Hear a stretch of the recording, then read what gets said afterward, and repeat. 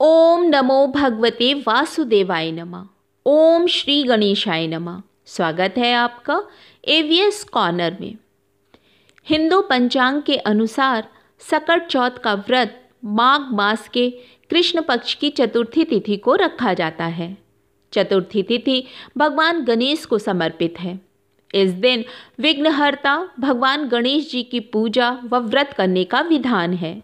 इस व्रत में चंद्रमा को अर्घ देने का विशेष महत्व है। सकट चौथ को संकृष्टि चतुर्थी, तिलकुट, माघ चतुर्थी आदि नामों से भी जाना जाता है। इस बार सकट चौथ का व्रत 29 जनवरी दिन सोमवार को रखा जाएगा। यह व्रत खास तौर पर महिलाओं द्वारा अपनी संतान की लंबी आयु और सुखी जीवन के लिए रखा जाता है और शाम के समय चंद्रमा को अर्घ देकर व्रत का पारण किया जाता है। सकट चौथ के दिन भगवान गणेश के साथ सकट माता की भी पूजा व आराधना की जाती है। मान्यता है कि इस व्रत को करने से विघ्नहर्ता भगवान गणेश संतान के सारे संकटों को दूर करते हैं, उनकी सभी मनोकामनाएं पूर्ण करते हैं, साथ ही शुभ फलों की भी प्राप्ति होती है।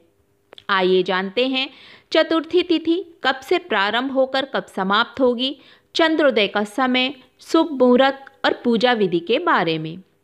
तो साल 2024 में चतुर्थी तिथि प्रारंभ होगी 29 जनवरी दिन सोमवार की सुबह 6:10 से और चतुर्थी तिथि समाप्त होगी 30 जनवरी दिन मंगलवार की सुबह 8:54 पर। क्योंकि सकट चौथ पर चंद्रमा को अर्घ देकर व्रत का पारण किया जाता है, ऐसे में सकट चौथ का व्रत 29 जनवरी दिन सोमवार को रखा जाएगा। इस दिन चंद्रोदय का समय है रात 9:10 पर। सकट चौथ के दिन माताएं सूर्योदय से चंद्रोदय तक अपनी परंपरा के अनुसार पूरे दिन निर्जला या फलाहार व्रत रखती हैं और भगवान गणेश से अपनी संतान की सलामती और लंबी उम्र के लिए प्रार्थना करती हैं। सकट चौथ के दिन ब्रह्म मुहूर्त में स्नान करके स्वच्छ वस्त्र धारण करें। आज के दिन काले रंग के वस्त्र नहीं पहने जाते हैं। संभव हो तो लाल या पीले रंग के कपड़े पहने। एक चौकी पर फूलों का आसन देकर भगवान गणेश की प्रतिमा को स्थापित करें। प्रतिमा के पास चंद्रमा को अर्घ देने के लिए एक कलश, उसके कंठ पर मौली बांधें, उसमें शुद्ध जल भरकर सफ़ेद चंदन, दूध, अक्षत और सफ़ेद पुष्प डालकर रखें। फूलों या अक्षत का आसन देकर एक दीपक की स्थापना करें।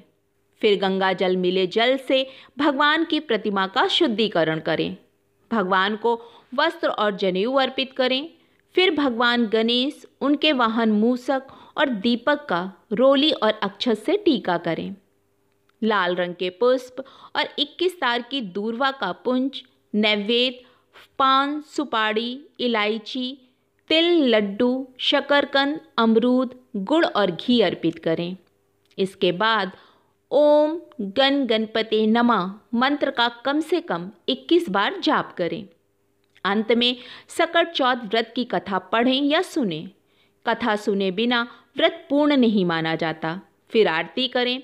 एक बात का विशेष ध्यान रखें कि भगवान गणेश की पूजा में तुलसी को भोग में शामिल नहीं किया जाता है। सकट चौथ में तिल का विशेष महत्व है। कहीं कहीं पर आज के दिन तिल और गुड़ का बकरा भी बनाया जाता है। पूजा के बाद बच्चों से चांदी के सिक्के से तिल से बने बकरे की गर्दन की बलि दी जाती है और गर्दन वाला हिस्सा विशेष रूप से घर के बालकों को दिया जाता है। रात्रि में चंद्रमा को जल में दूध, सफ़ेद चंदन, अक्षत और सफ़ेद फूल मिलाकर अर्घ दिया जाता है। लेकिन अर्घ देते समय एक बात का ध्यान रखें कि जल की छींटें पैरों पर नहीं पड़नी चाहिए। चंद्रमा को अर्घ देकर सकट चौथ व्रत का पारण किया जाता है। आशा करती हूँ ये जानकारी आपको पसंद आई होगी और वीडियो में यहाँ तक साथ देने के लिए धन्यवाद।